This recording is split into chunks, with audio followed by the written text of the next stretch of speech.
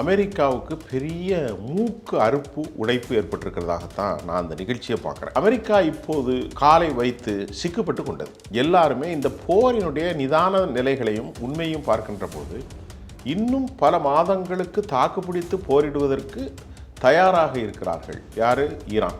அமெரிக்காவை கண்டு நாங்கள் எதுவும் அஞ்ச போவதில்லை, ஹெர்மூஸில் உள்ளே வந்து இறங்கினால் வசமாக சிக்கிக் கொள்வீர்கள், இரத்த ஆறு பாயும் அப்படின்ட்டு சபாநாயகர் அறிக்கை விட்டுருக்காரு. ஈரான் சம்பந்தமான தீவை அட்டாக் பண்ணது இன்னைக்கு அது ஒரு செய்தி. அந்த செய்தியினுடைய ஆழமான பார்வை என்னவென்றால், அது ஈரானை தாக்கவில்லை, அது சீனாவை தாக்கியிருக்கிறார். டிஃபென்ஸ் காரிடாருடைய தலைவர் அமெரிக்காவுடைய பீட் ஹெர்ட்ஸ் அவர்களும் அமெரிக்காவுடைய மிஸ்டர் பிரசிடென்ட் டொனால்ட் ட்ரம்ப் அவர்களும் சொல்கிறார், இனி நாங்கள் தாக்குவதற்கு ஒன்றுமில்லை, போர் நின்றுவிட்டது. ஆனால் இன்று காலை நான் அந்த வீடியோவை பார்க்கின்ற போது பூமிக்கு அடிப்பகுதியிலிருந்து இது வருகிறது. எது? ஏவுகணை பாய்கிறது. மேலே அனைத்து ஏவுகணை தளங்களையும் அழித்து விட்டோம், அனைத்து இராணுவ தளங்கள் எல்லாவற்றையும் நாங்கள் அழித்து விட்டோம் என்று சொல்கிறார்கள். அப்படி என்றால் ஈரான் இப்படி நின்று தாக்கு பிடிப்பதற்கு காரணம்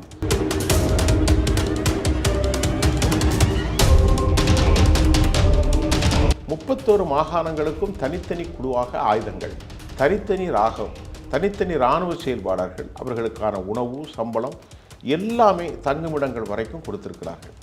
ஆக மத்தியிலே அரசியல் அமைப்பில் என்ன குழப்பம் வந்தாலும் இராணுவம் குழம்பாமல் தனது பணிகளை கொடுத்து கொண்டே இருக்கும். இப்பொழுது நார்த் கொரியாவில் இருந்து ஒரு ட்ரெயின் புறப்பட்டது. அந்த ட்ரெயின் கடல் வழியாக வராமல் அதற்குள் ஏராளமான எலக்ட்ரானிக்ஸ் வார்ஃபேர் சிஸ்டம், இன்னும் நாம் அறிந்து கொள்ள முடியாத பயங்கர ஆயுதங்களோடு அது ஈரானுக்கு செல்வதற்காக பீஜிங்கில் வந்து நிற்கிறது. இப்போ அங்கிருந்து அவர்கள் அந்த ரோடன் இனிஷியேட்டிவ் பிளானில் ஆப்கானிஸ்தான் வந்து ஆப்கானிஸ்தானிலிருந்து எங்கே போயிடும்? ஈரானுக்குள்ளே போயிடும். சொல்லி கொண்டிருக்கிற மாத்திரத்திலே இஸ்ரேல் தாக்கப்பட்டது. டெல்லவிலிருந்து மக்கள் மேற்கே செல்வதா கிழக்கே செல்வதா என்று ஓடிக்கொண்டிருக்கிறார்கள். இஸ்ரேலில் படுமோசமான ஒரு சூழல் இருக்குது. இஸ்ரேலுடைய தலைவர்கள் யாரையும் காணவில்லை. ஒரு காணொலியில் பெஞ்சமின் இறந்து விட்டதாக பொய்யான செய்திகள் பரப்பப்பட்டிருக்கிறது. ஆனால் அவர் வெளியே வரவில்லை. நேற்று முன்தினம் அவர் கூப்பிட்டு பேட்டி ஒன்று அளித்ததாக செய்திகள் வந்தது. அந்த செய்தி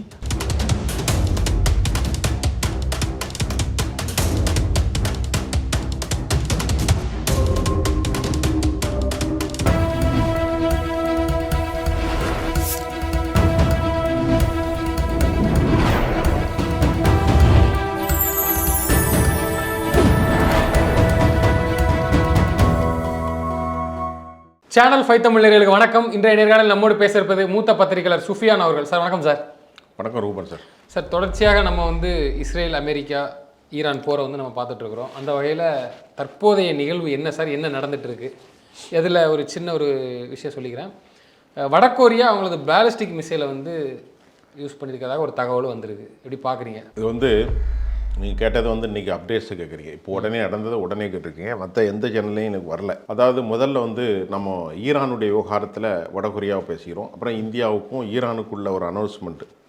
ஈரானுடைய இந்தியாவுடைய பதாலி அம்பாசிடருடைய ஸ்டேட்மெண்ட்டும் வெளியாக இருக்குது. இப்போ என்ன நிலவரம் அப்படின்னு கேட்டால், ரியலாக சொல்லப்போனால் அமெரிக்காவுக்கு பெரிய மூக்கு அறுப்பு உடைப்பு ஏற்பட்டிருக்கிறதாகத்தான் நான் அந்த நிகழ்ச்சியை பார்க்குறேன்.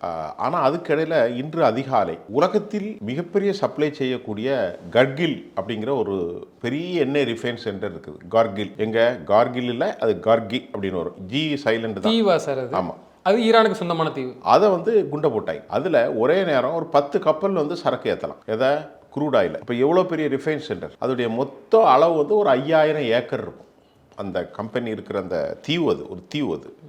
அது ஒரு பக்கம் ஏமன் பக்கம், இன்னொரு பக்கம் இந்த இது வரும்னு நினைக்கிறேன். அதாவது கத்தருடைய எல்லை, அந்த மாதிரி ஒரு இடத்துல அவங்களுக்கு சொந்தமான இடம் தான் அது. அதில் இப்போது எரிசக்தியில் இப்போ குண்டு போட்டதுனால மிகப்பெரிய சேதாரம் ஏற்படும். இந்த சேதாரத்தை யாரை பாதிக்கும் என்று சொன்னால் சீனாவை பாதிக்கும்.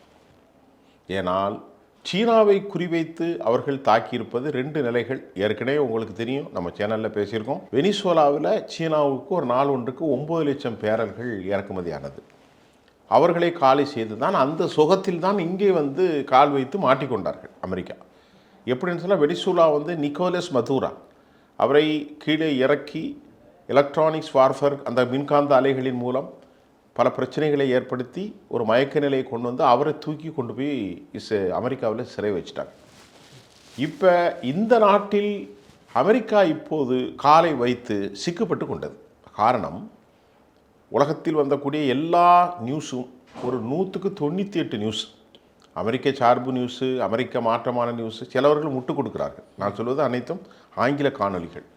எல்லாருமே இந்த போரினுடைய நிதான நிலைகளையும் உண்மையும் பார்க்கின்ற போது இன்னும் பல மாதங்களுக்கு தாக்குப்பிடித்து போரிடுவதற்கு தயாராக இருக்கிறார்கள். யார்?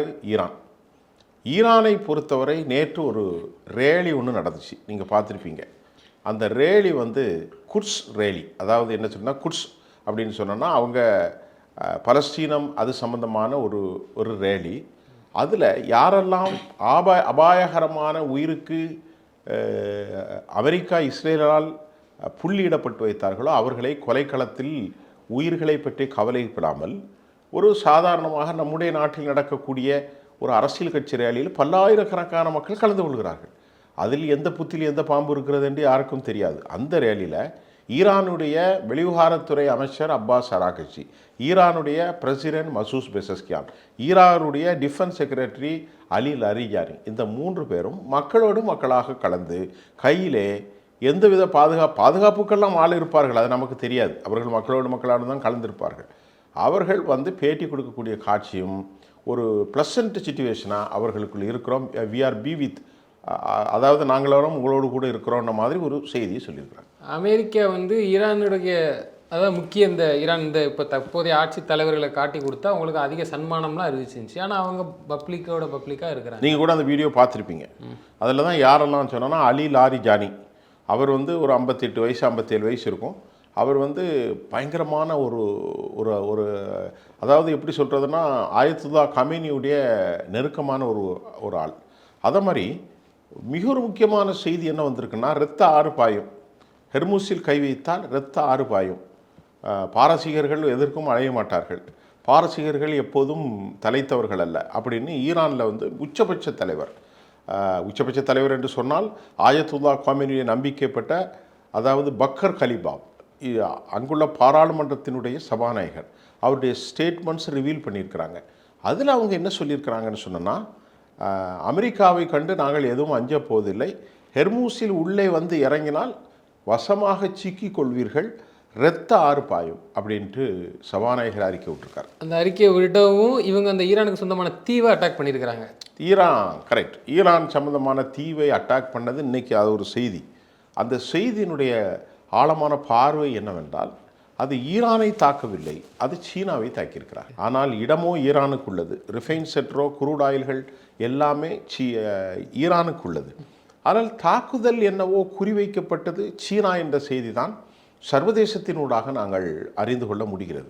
ஏன் சீனாவை சொன்னார்கள் என்றால், சீனாவில் கொஞ்சம் கூட ஆயில் கிடையாது, அது நீங்கள் எல்லோருக்கும் தெரியும். சீனாவில் வேறு வளங்கள் இருக்கிறது, எண்ணெய் வளங்கள் இல்லாமல் மற்ற வளங்கள் எல்லாம் இருக்கிறது. ஆனால் ஆயிலே அவர்களுக்கு பெரும்பகுதி மலிவிலையில் கொடுப்பது. ஆயிலுக்கு பதிலாக பணத்தை கொடுக்க மாட்டான் சீனா, பண்டமாற்று பொருட்களை கொடுக்கின்றார்கள். ஆர்ம்ஸ் அண்ட் ஆமினேஷன், அதாவது என்ன சொல்கிறது, இராணுவ தளவாடங்கள் மற்றும் சில உதவிகள் எல்லாம் ஈரான் செய்து கொண்டிருக்கிறது, ஈரானுக்கு சீனா செய்து கொண்டிருக்கிறது. ஆகவே தான் இந்த போர் ஆரம்பிப்பதற்கு முன்பு சொன்னார்கள், சீனாவின் எலும்பை ஒடிப்பதற்காகவே இந்த போர் நடத்தப்பட்டிருக்கிறதா? முதல் கேள்வி. சீனாவை காலி செய்வதற்கு இந்த போர் நடத்தப்பட்டால், முதற்கண் போர் வெனிசுலாவுடைய அதிபர் நிக்கோலஸ் மதுரா, இரண்டாவது இவர் குறிவைக்கப்பட்டிருக்கிறார். இப்பொழுது சீனா இந்த ரிஃபைன் சென்டரை வந்து காலி செய்தது, அது ஒரு நீண்டகால பாதிப்பை ஏற்படுத்தலாம். இந்த கர்கில் நான் சொன்ன இந்த இடத்தினுடைய நிலை தடுமாற்றம், அழிவு, இனி இந்த நேரத்தில் உடனடியாக அதை சரி செய்ய முடியாது, அதற்கு நீண்ட காலம் எடுக்கலாம். இது ஒரு பெரிய பொருளாதார பின்னடைவாகவும் ஈரானுக்கு வரும். அமெரிக்கா மீண்டும் மீண்டும் அந்த தவறை செய்து கொண்டிருக்கிறது. ஏனென்று தெரியவில்லை. ஏனென்றால் அவர்கள் செய்த தவறு 3 பெரும் தவறாக பார்க்கப்பட்டது. ஒன்று, உச்சபட்ச தலைவர் 86 வயது உடையவரை கொலை செய்ததன் மூலம் நீண்டகால animosity, enmity among the people of Iran, அந்த மக்களுக்கிடையே விரோதத்தையும் மன பதபதைப்பையும் நீண்ட காலத்திற்கு ஏற்படுத்தி விட்டார்கள். இது எங்கள் தலைவரை நீங்கள் கொலை செய்தீர்கள், இனி எந்த காலத்திலும் நாங்கள் உங்களை எதிரியாகத்தான் பார்ப்போம். இது அமெரிக்காவுடைய பெரிய டிப்ளமேட்டிக் மிஸ்டேக் ஒன்று. இரண்டாவது மிஸ்டேக், 170 அப்பாவி பச்சிளம் குழந்தைகளை படுகொலை செய்ததன் மூலம் அமெரிக்கா உலகத்தின் அனைவருடைய வெறுப்பையும் பெற்றுவிட்டார்கள். மூன்றாவது செய்த தவறை இப்பொழுது 4ஆவதும் செய்திருக்கிறார்கள். அது என்னவென்றால், அன்றைக்கு டெஹ்ரானில் இருக்கக்கூடிய இதே மாதிரி 1.5 மில்லியன் ஸ்டோர் பண்ணியிருக்கக்கூடிய எண்ணெய் கிடங்குகளில் போட்டு அமில மழையை பெய்ய வைத்தார்கள். இன்றைக்கும் அதே மாதிரி இது மக்கள் வாழக்கூடிய இடம் இல்லை, இது தள்ளி போனது.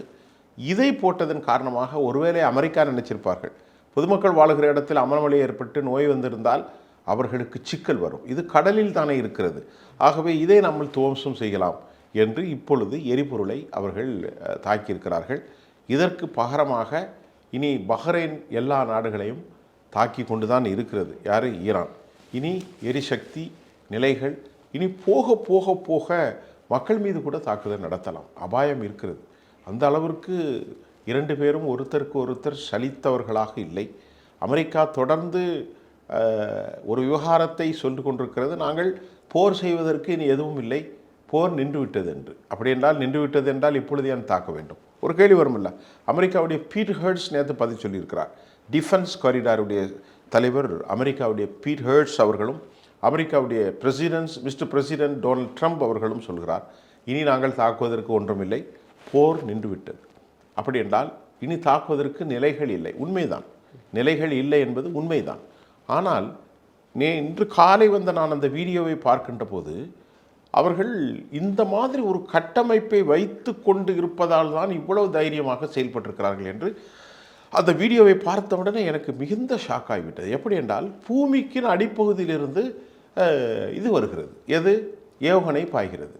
அது எப்படி பாய்கிறது என்றால், அந்த பிரிட்டிஷார், அந்த யூரோப்பியர் அவர் விவரிக்கிறார். அவர் வெள்ளைக்காரர், அவர் ஒரு ஆங்கிலத்தை சார்ந்தவர், ஆங்கில நாட்டை சார்ந்தவர். அவர்கள் அடியாளத்தில் எத்தனையோ கிலோமீட்டர்களுக்கு அங்கு பெரும் மலைகள், அந்த மலைகளை குடைந்து ஆழமாக நகர்களை வைத்திருக்கிறார்கள். இதெல்லாம் 2 வருஷத்துலையும் செய்ய முடியாது, 20 வருஷத்துலையும் செய்ய முடியாது. 10, 30, 40 வருஷத்துக்கு இந்த வேலைகளை செய்து அதற்கு மேல் குண்டுகளை போட்டால் கூட, அமெரிக்காவில் இருக்கக்கூடிய அதிகபட்ச குண்டு GBU 57 பங்கர் பஸ்டர், அது சில மீட்டர்கள் தான் போகும், 50 மீட்டரோ ஏதோ ஒரு கணக்குத்தான் உண்டு. ஆனால் இவர்கள் 200 மீட்டருக்கு கீழே பாதுகாப்பு வளையங்களை வைத்து அதற்குள் தான் ஏவுகணை சிட்டி என்று உருவாக்கியிருக்கிறார்கள். Missile city, underground missile city. இதை அமெரிக்காவினுடைய சேட்டலைட் மூலமாகவோ அமெரிக்காவினுடைய படப்பிடிப்புகள் துல்லியமாக அவர்கள் பயன்படுத்த பண்ண முடியாது. அவர்கள் ஒருவேளை வழித்தடங்கள் என்று ஒன்றுமில்லாத ஒரு பகுதியை காட்டலாம், ஆனால் மறைமுகமாக அவர்கள் மேலே இந்த மொபைல் அட்டாக் பண்ணக்கூடிய அந்த வாகனங்கள் மூலம் இலக்கை தாக்கிவிட்டு உள்ளே சென்று விட்டு விட்டார்கள். அப்படி என்றால் மேலே இவர்களுக்கு என்ன அழிவு வரும்? நாங்கள் தாக்குவதற்கு இடமே இல்லை. அமெரிக்காவுடைய ஃபீல்ட் ஹெட் சொல்கிறார், மேலே அனைத்து ஏவுகணை தளங்களையும் அழித்து விட்டோம், அனைத்து இராணுவ தளங்கள் எல்லாவற்றையும் நாங்கள் அழித்து விட்டோம் என்று சொல்கிறார்கள். அப்படி என்றால் ஈரான் இப்படி நின்று தாக்கு பிடிப்பதற்கு காரணம் 6000த்திற்கும் மேற்பட்ட நிலைகளை தாக்கியிருக்கிறார்கள். அனைத்தும் பொய்யான ஒரு தாக்குதலா? இவர்கள் தாக்குதலில் அவர்களுக்கு பெரும் பாதிப்பு வரவில்லையா? சொல்லி கொண்டிருக்கிற மாத்திரத்திலே இஸ்ரேல் தாக்கப்பட்டது.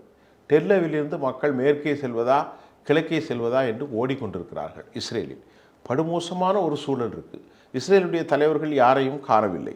ஒரு காணொலியில் பெஞ்சமின் இறந்து விட்டதாக பொய்யான செய்திகள் பரப்பப்பட்டிருக்கிறது, ஆனால் அவர் வெளியே வரவில்லை. நேற்று முன்தினம் அவர் கூப்பிட்டு பேட்டி ஒன்று அளித்ததாக செய்திகள் வந்தது. அந்த செய்தி AI தொழில்நுட்பத்தின் மூலம் என்று அதையும் பரப்பி கொண்டிருக்கிறார்கள். இங்கே பார்க்கின்ற போது பென்கேவியர், அவர் நாட்டினுடைய சமூக நல அமைப்பினுடைய அமைச்சர் பென்கேவியர் கடும் போக்குவாதி, அவர் கோமா ஸ்டேஜில் இருப்பதாக சொல்லப்படுகிறது. ஃபினான்ஸ் மினிஸ்டர் பெசலேல் ஸ்மோட்ரிச்சுடைய மகனும் அவரும் இறந்து போய்விட்டார். இப்படி நாட்டில் மக்கள் இனி பெஞ்சமினே வேண்டாம் என்று சொல்வதற்கு வாய்ப்பாகும். அமெரிக்கா இன்று காலை வெளியான ஒரு செய்தியில் அமெரிக்கா வருவாயை விட செலவு அதிகம் இருக்கிறது என்று அமெரிக்க காங்கிரஸ் கடும் கண்டனத்தை தெரிவித்திருக்கிறார். ஒன்று எடுத்துக்கலாமா, இவங்க நினைச்சது ஈரானில் ஆட்சி மாற்றத்தை ஏற்படுத்தி விட்டுலான்ட்டு, ஆனால் இப்போ அப்படியே தலையெல்லாம் மாறப்போகுது. இஸ்ரேல்லையும் மாறப்போகுது, அமெரிக்காலையும் மாறப்போகுது. ஆட்சி மாற்றம் என்பது சாத்தியமே இல்லைன்னு நானும் சொல்லலை, நீங்களும் சொல்லலை, அமெரிக்காவுடைய CIA சொல்லிவிட்டு. இல்லை, அது சொல்லியிருக்கு. ஆனால் இவர் நினைப்பு இதுதான், இதை வச்சுட்டு தான் மூவ் பண்ணார். இப்போ அதுக்கு அப்படியே தலையெல்லாம் மாறதுக்கான வாய்ப்பு இருக்குது. நீங்கள் என்ன, அதாவது நீங்கள் கேட்ட கேள்வி என்னென்னா, அவங்க ஆரம்பத்திலேருந்து ஒரு வார்த்தையை சொன்னாங்க, ரூபன், என்ன வார்த்தைன்னு பார்த்தீங்கன்னா ரெஜிமெண்ட் சேஞ்சு அப்படின்னாங்க. அதாவது ஆட்சியை நாங்கள் மாற்றுவோம் என்று தான் சொன்னாங்க. அதுக்காக தான் அவங்க ஒரு கணக்கு போட்டு மார்ச் 2ஆம் தேதி சமாதானத்துக்கு பேசலாம், நல்ல பாசிட்டிவான மொமெண்ட் இருக்குது அப்படின்ட்டு அப்பாஸ் அராகச்சி 2 நாளைக்கு முன்னாடி பேட்டி கொடுத்துருந்தாரு. காலையில் அன்றைக்கி அவங்க தொழுகை பிரார்த்தனை முடித்து போர் நடந்தால் என்ன செய்வதுன்னு யோசிக்கிற போது தான் டக்குன்னு குண்டை போட்டு அவ்வளோ பெரிய சாகடித்தார்கள். இது சாகடித்ததற்கு காரணம் என்னவென்றால், கொலை செய்ததற்கு காரணம் உச்சபட்ச தலைவர் இறந்து போய்விட்டால் நாட்டில் ஒரு அப்நார்மல்சி, என்ன சொல்வது தமிழில், ஒரு சமாதானம் இல்லை. தமிழில் சொல்வதென்றால் ஒரு நார்மலான நிலை இல்லாமல் ஒரு குழப்பம் ஏற்பட்டுவிடும்.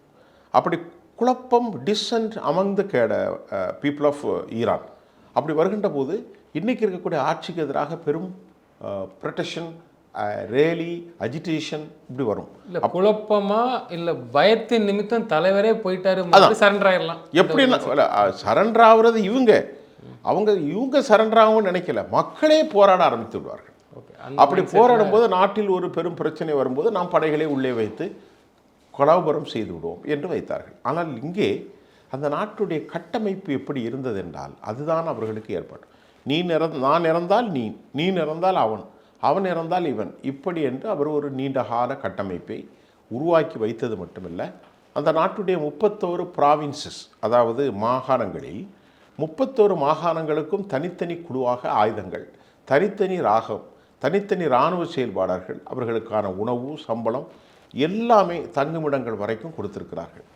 ஆக மத்தியிலே அரசியல் அமைப்பில் என்ன குழப்பம் வந்தாலும் இராணுவம் குழம்பாமல் தனது பணிகளை கொடுத்து கொண்டே இருக்கும். அப்படி ஒரு சிறந்த நிர்வாகத்தை ஆயத்துல்லா கமேனி ஏற்படுத்தி கொடுத்து வைத்திருக்கிறார். அதற்கு பிறகு எல்லோருமே அவர் நியமனம் செய்துவிட்டு வயதான காலத்தில் அவர் சும்மா உட்கார்ந்து சாப்பிட்டுட்டு 5 நேரம் தொழுதுட்டு இருந்திருக்கார். அவரை கொலை செய்ததன் மூலம் நீண்டகால விரோதத்தை இவர்கள் சம்பாதித்து விட்டார்களே அல்லாமல் அவர்களுக்கு இப்பொழுது சிக்கல் யாருக்கு வந்திருக்கிறது? அமெரிக்காவுடைய பிரசிடெண்ட்டுக்கு சிக்கல் வந்து விட்டாச்சு. அது மாதிரி பெஞ்சமின் நேத்தன்யாகு, ஏன்னா உயிர் போய் கொண்டிருக்கிறது, பணமும் போய்கிட்டு இருக்கு. நாளொன்றுக்கு $1 பில்லியன். இன்றைக்கி 14 நாளில் குறைஞ்சபட்சம் 1.4 பில்லியன் வராவிட்டாலும் 1 லட்சம் கோடி போயிடுச்சு. இனி அது 2 லட்சம் 3 லட்சம் கோடியாக ஆகும். சமாதானம் பேசுகிறதுக்கு யாரும் வரவில்லை. புட்டின் கைவிட்டு விட்டார். ஏனென்றால் புட்டினும் ஜீஜிங் பியாங்குடைய கடைசி இறுதி ஆசை இதன் மூலம் அமெரிக்காவை காலி செய்ய வேண்டும், அமெரிக்காவை வழிக்கு கொண்டு வர வேண்டும் என்று. இங்கே நேற்று நீங்கள் அவர்களுடைய மனநிலையை பார்த்திருப்பீர்கள். உலகத்தில் டீகோடிங் ஸ்டேட்மெண்ட் அப்படின்னு ஒன்று வரும். வல்லுநர்கள் ஒரு தலைவன் பேச்சை பார்த்தே இவன் பேசுகிறான், ஆனால் இவன் கண்ணை பார்ப்பார்கள் வீடியோலலாம். அது பேர் டீகோட் பண்ணுறது. அதை பார்த்துட்டு இவன் பயத்தில் பேசுகிறான், பேசுவது ஒன்று நடப்பது ஒன்று என்று கண்டுபிடித்து விடுவார்கள். ஆனால் நேற்றைக்கு அந்த தலைவர்கள் எல்லாம் அப்பாஸ் அராகச்சி, நீங்கள் கூட பார்த்துருப்பீர்கள், அப்பாஸ் அராகச்சி, அதே போன்று அலி லாரிஜானி, மசூஸ் பெசஸ்கியான், இவர்கள் வருகின்ற போது ஒரு இயற்கையான ஒரு தைரியத்தில் அவர்கள் வந்தார்கள். அப்படி என்றால் அவர்கள் மடியில் கனமில்லை, வழியில் பயமில்லை, வழியில் கனம் இருந்தால் தான் வழியில் பயம் இருக்கும். ஆர்சனல் குடோன்களில் இன்னும் பல மாதங்களுக்கு தாக்குது பிடிக்கக்கூடிய அளவிற்கு அவர்கள்ட்ட சரக்கு இருப்பதும், அவர்களுக்கு உறுதுணையாக ஈரானுக்கு உறுதுணையாக ரஷ்யாவும் சீனாவும் செயல்படுவது ஒரு பெரும் அவர்களுக்கு ஒரு எந்தியாஸ்டிக்ஸ் பெர்ஃபார்மன்ஸ், உணர்ச்சி உத்வேகத்தை கொடுத்திருப்பாகத்தான் நான் பார்க்கிறேன். இப்போ இந்த நார்த் கொரியா இந்த பேலிஸ்டிக் மிசைலை வந்து சோதனை பண்ணியிருக்கிறாங்க. ஒரு குற்றச்சாட்டு வச்சுருக்காங்க, இந்த மாதிரி இவங்க பண்ணுறாங்கன்னு சொல்லி நான் நியூஸில் தான் பார்த்தேன், அப்டேட்டாக பார்த்ததை வச்சு சொல்கிறேன். அதை தாண்டி சைனாவில் வந்து நார்த் கொரியாவுக்கும் சைனாவுக்கும் ஒரு ரயில் பாதை உண்டு. அது இந்த லாக்டவுன் கொரோனா பீரியடில் வந்து அதை தடை செய்யப்பட்டாங்க. இப்போ அது ஓப்பன் பண்ணிருக்காங்க. அதுக்கு பின்னாடி பல விஷயம் சொல்கிறாங்க. எதுக்கு ஓப்பன் பண்ணி விட்டாங்கிறதுல இது ரொம்ப முக்கியமான விஷயம். நேற்று முன்தினம் கூட நான் அந்த செய்தியை ஃபுல்லாக படிச்சுட்டேன். நார்த் கொரியாவுக்கும் ஈரானுக்கும் என்ன தொடர்பு முதல்ல பார்க்கணும். நார்த் கொரியாவை ஈரானுக்கும் சீனாவுக்கும் என்ன தொடர்பு? 2 பேருக்கும் மலிவு விலையில் மட்டும் இல்லை, மானியமாக தங்கள் நண்பர்களுக்கு ஏராளமான எண்ணெய்களை ஈரான் கொடுத்து வருகிறது. அது நார்த் கொரியாவுக்கும் கொடுத்து வந்திருக்கிறது, சீனாவுக்கும் கொடுக்கிறார்கள். நார்த் கொரியா வந்து மிகப்பெரிய தொழில்நுட்பத்தை, ஏவுகணை தொழில்நுட்பத்தை மலிவாக தன் நண்பருக்கு கொடுத்து விட்டார்கள். யாருக்கு? ஈரானுக்கு. ஈரான் அவற்றில் ரிவர்ஸ் இன்ஜினியரிங் மூலமாக அதை மாடிஃபை பண்ணித்தான் இந்த கொர்ரம்சோர் 4, கைபர் செகான், ஃபத்தா, அதே போன்று சஹாபாப் 2, இந்த மாதிரி ஏராளமான ஏவுகணைகளை அவர்கள் கொடுத்திருக்கிறார்கள். அது மட்டுமல்லாமல் நார்த் கொரியா ஹேக் செய்வதில், சைபர் அட்டாக் இதெல்லாம் வந்து ரொம்ப எக்ஸ்பர்ட் நார்த் கொரியா. அதே மாதிரி ஈரானும் அந்த விஷயங்களெல்லாம் ரொம்ப எக்ஸ்பர்ட். கடந்த சில வாரங்களுக்கு முன்பு, சில மாதங்களுக்கு முன்பு ஏராளமான இஸ்ரேலுடைய டாக்குமெண்ட்ஸ் வந்து திருடப்பட்டு விட்டது, ஹேக் செய்யப்பட்டது, அல்லது அதை டிராப்டாக அவங்க டவுன்லோட் பண்ணிட்டாங்க, ஏதோ ஒன்று பண்ணிட்டாங்க. அதன் மூலமாகத்தான் இந்த போரில் துல்லியமாக இடம் கண்டு மொசாத்தினுடைய தலைமையகம், சின்பட்டினுடைய தலைமையகம் எல்லாவற்றையும் அவர்கள் துல்லியமாக ப்ரிசிசிவ் அட்டாக் செய்ய முடித்தது. நீங்கள் கேட்டது நார்த் கொரியா. நார்த் கொரியாவிலிருந்து road and silk road and initiative அப்படின்னு பல லட்சக்கணக்கான கோடிகளை உலகத்தோடு இணைத்தார்கள். உதாரணத்திற்கு நம்முடைய ஸ்ரீலங்கா வரைக்கும் கூட அவர்கள் இணைப்பு இருக்கிறது. பங்களாதேஷ், இந்தியாவினுடைய அடைப்படைகள் பாகிஸ்தான், அதே போன்று பூடான், இந்த மாதிரி எல்லா நாடுகளோடும் இணைப்பு வச்சிருக்கிறார்கள். அது எப்படி என்று சொன்னால், தரைமார்க்கமாக சீனாவின் வழியாக ஆப்கானிஸ்தான், ஈரான் இப்படியே அந்த ட்ரெயின் புறப்படலாம். யூரோப் நாடுகள் எல்லா நாட்டையும் இணைக்கக்கூடிய ஒரு பெரிய தரை வழி அதாவது என்ன சொல்கிறது, சரக்கு தரை வழி போக்குவரத்து மாதிரி ரயில் வழி போக்குவரத்து. இப்பொழுது நார்த் கொரியாவில் இருந்து ஒரு ட்ரெயின் புறப்பட்டது. அந்த ட்ரெயின் கடல் வழியாக வராமல் அதற்குள் ஏராளமான எலக்ட்ரானிக்ஸ் வார்ஃபேர் சிஸ்டம், இன்னும் நாம் அறிந்து கொள்ள முடியாத பயங்கர ஆயுதங்களோடு அது ஈரானுக்கு செல்வதற்காக பீஜிங்கில் வந்து நிற்கிறது. ஆனால் அதுக்குள் என்ன இருக்கிறது என்பது அமெரிக்காவுக்கு தெரியாது. ஆனால் செய்திகள் என்ன சொல்கிறது என்றால், அமெரிக்காவுடைய செய்மதி படங்கள், அமெரிக்காவுடைய சேட்டலைட் பிக்சர் எப்போது துவங்கியதோ அப்போதே அதை கண்காணிக்க ஆரம்பித்தார்கள். நார்த் கொரியாவிலிருந்து அந்த ரோடு அப்படியே வந்து சீனாவுக்குள் வந்துவிட்டதாகவும் தெரியவில்லை, வரப்போகிறதா என்று தெரியவில்லை. அவற்றில் ஒருவேளை அணுக்கதிர்கள், அணு ஆயுதங்களை பயன்படுத்தக்கூடிய ஆபத்தான பொருட்களை ஈரானுக்கு அவர்கள் அனுப்பியிருந்தால், மேலிருந்து ஸ்ட்ரைக் பண்ணினால் அல்லது ட்ரெயினை ஹேக் பண்ணினால், அது நேரடியாக சீனாவோடு தாக்குதல் நடத்தியதற்கு ஒப்பாகும், அது உலகப்போராக மாறிவிடும் என்ற செய்தி வந்திருக்கிறது. அதற்கு பிறகு எதுவும் அப்டேட்ஸும் இல்லை. இப்போ அங்கிருந்து அவர்கள் அந்த ரோட் அண்ட் இனிஷியேட்டிவ் பிளானில் ஆப்கானிஸ்தான் வந்து ஆப்கானிஸ்தானிலிருந்து எங்கே போயிடும், ஈரானுக்குள்ளே போயிடும். ஏன்னா ஆப்கான் வந்து சீனாவின் நண்பன் தான். 45,000 கோடி இன்வெஸ்ட் பண்ணியிருக்கிறாங்க. கிட்டத்தட்ட அதனுடைய அளவு ஆரம்போது 54, ஒரு $5 பில்லியன்.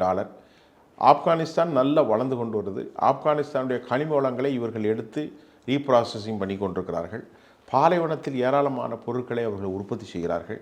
பாலைவனங்கள், பழங்கள், காய்கறிகள் எல்லாமே செய்து கொண்டிருக்கிறார்கள். அவர்கள் தான் ஒரு காலத்தில் தீவிரவாதிகளாக அமெரிக்காவால் கூறப்பட்டார்கள். அமெரிக்கா இந்த வீழ்ச்சியை சந்திப்பது ஒருவேளை உலகத்திற்கு நல்லதாகத்தான் அமையும். எல்லா சிறந்த மனிதர்களையும் பயங்கரவாதிகள் என்றும், இத்தனை காலமாக ஆட்சி செய்து கொண்டிருக்கிறார்கள் அவர்களே பயங்கரவாதிகள் என்று இவர்கள் முத்திரை குட்டுவது ரொம்ப மோசமானது. அமெரிக்காவுடைய வால் ஸ்ட்ரீட் ஜேர்னல் என்ன சொல்லியிருக்கிறது என்ற ஒரு கருத்தையும் சொல்கிறேன். ஏராளமான எலக்ட்ரானிக்ஸ் வார்ஃபேர், அவர்களிடத்தில் ஆர்சனலில் இன்னும் மனிஷன்ஸ், குண்டுகள், இன்னும் நாங்கள் அறிய முடியாத ஏராளமான பொருட்கள் இன்னும் ஸ்டாக் இருப்பதாக அமெரிக்காவுடைய வால் ஸ்ட்ரீட் ஜேர்னல் தன் கருத்தை தெளிவாக தெரிவித்து கொண்டிருக்கிறது. இறுதியான ஒரு கேள்வி சார், இப்போ இந்த போர் வந்து மாறி மாறி சொல்கிறாங்க. அமெரிக்கா சொல்லுது நாங்கள் முடிச்சுட்டாங்க ஒன்றும் இல்லை அப்படின்ட்டு. இவங்க சொல்கிறாங்க நீ முடிஞ்சால் வந்து பாரு, நான் 10 வருஷத்துக்குனால இனிமேல் நான் போர் செய்ய நான் தயார் என்ற ஆயுதங்கள் இருக்குங்கிறாங்க. இப்போ தான் முடிவுக்கு வருமா, இல்லை இது பிராந்திய அளவில் வந்து பாதிக்கப்பட்டதுனால இது வந்து விரிவடைஞ்சிட்டு தான் போகுமா இனி வரக்கூடிய காலம்? அதாவது பிராந்திய அளவிலே இப்போ வந்து பாதிக்கப்பட்டு விட்டாச்சு. சவுதி அரேபியா அடிக்கப்பட்டது, கத்தர் அடிச்சாச்சு, ஜோர்டான் அடித்தாச்சு, குவைத்து, அது மட்டும் இல்லாமல் ஓமன், பஹ்ரைன், யுனைடெட் அரபு எமிரேட்ஸ், ஐக்கிய அரபு எமிரகம், துபாய், அபுதாபி எல்லாமே அடித்தாச்சு. இனி அடிப்பதற்கென்று பிராந்தியத்தில் வேறு பகுதிகள் இல்லை. துருக்கி வரைக்கும் அடிச்சிட்டாங்க. துருக்கி எச்சரிக்கை பண்ணிட்டான். இதில் மிக முக்கியமாக இது வந்து பிராந்திய போராக இருந்தாலும் இதை தாண்டி அவர்களை திருப்பி தாக்குவதற்கு யாருக்கும் தைரியம் வரவில்லை. நீங்கள் பார்த்து கொண்டு தான் இருக்கிறீர்கள். இப்பொழுது அமெரிக்காவுடைய, நான் சொல்லக்கூடிய இத்தனை மத்திய கிழக்கு நாடுகளும் அமெரிக்காவுடைய ஆயுதங்கள் கொடுக்கப்பட்ட அமெரிக்காவின் நண்பர்கள். மொத்தமாக அவர்கள் செய்வதை இஸ்ரேல், சவுதி அரேபியா எல்லா நாட்டுக்கும் கொடுப்பார்கள். கொடுத்துதான் நீங்கள் ஆப்ரஹாம் அக்கார்டு, ஆப்ரஹாமுடைய வழித்தொண்டர்களாக 3 சமூகம், முஸ்லீம், கிறிஸ்தவ, இன்னொருத்தர் யூதர்கள், ஆப்ரஹாம் அக்கார்டு என்று ஒன்றை போட்டு அதற்குள் நட்பு நாடுகளை சேர்க்க வேண்டும், இஸ்ரேலை வளப்படுத்த வேண்டும் என்று அமெரிக்கா திட்டம் உருவானது. இந்த திட்டத்தில் சிலர் கையெழுத்து போட்டிருந்தார்கள். உதாரணத்துக்கு மொராக்கோ போன்ற நாடுகளே கையெழுத்து போட்டாங்க. யுனைடெட் அரபு எமிரேட்ஸே போட்டிருந்தாங்க. ஆக இவர்கள் ஒற்றை வழி பாதையில் தனது அதிகாரத்தை பயன்படுத்தி இஸ்ரேலை வளப்படுத்த டொனால்ட் ட்ரம்ப் 2017 கொண்டு வந்த அந்த ஒப்பந்தத்தை இப்போது பல நாடுகளை சேர்க்க அவர் முயற்சி செய்த நிலையில், இந்த நிலையில்தான் தற்போது ஈரான் என்கின்ற ஒரே ஒரு நாடு மட்டும் அமெரிக்காவுக்கு மட்டும் நாங்கள் எதிரி அல்ல, அமெரிக்காவுக்கு எவனெல்லாம் பணம் கொடுக்கிறார்களோ, யாரெல்லாம் அமெரிக்காவுக்கு தங்க வைப்பதற்கு தளவாடங்கள் கொடுப்பவர்களோ அவர்களை நாங்கள் அடிப்போம் என அடித்து கொண்டிருக்கிறார்கள். அமெரிக்காவின் நட்பு நாடுகளான பிரான்ஸோ, அதே மாதிரி இத்தாலியோ, ஜெர்மன் என்ன சொல்லிவிட்டார்கள்? நேற்று மாலை இதே நேரம் வந்த செய்தி, எங்களுக்கும் இந்த போருக்கும் எந்த சம்பந்தமும் இல்லை, நாங்கள் இந்த போரில் ஈடுபடவும் இல்லை, எங்களுக்கும் சம்பந்தம் இல்லை என்று என்னை நீ எந்த நிலையிலும் அடிச்சுவிடக்கூடாது, என் நாட்டுக்குள்ளே ஈரோப்பாவை தாக்குறேன்னு உன்னுடைய மிசைல் வரக்கூடாது, எனக்கு சம்மந்தம் இல்லைன்னு ஓப்பனாக போய் வாலண்டியராக கன்ஃபஸ் பண்ணிட்டான்.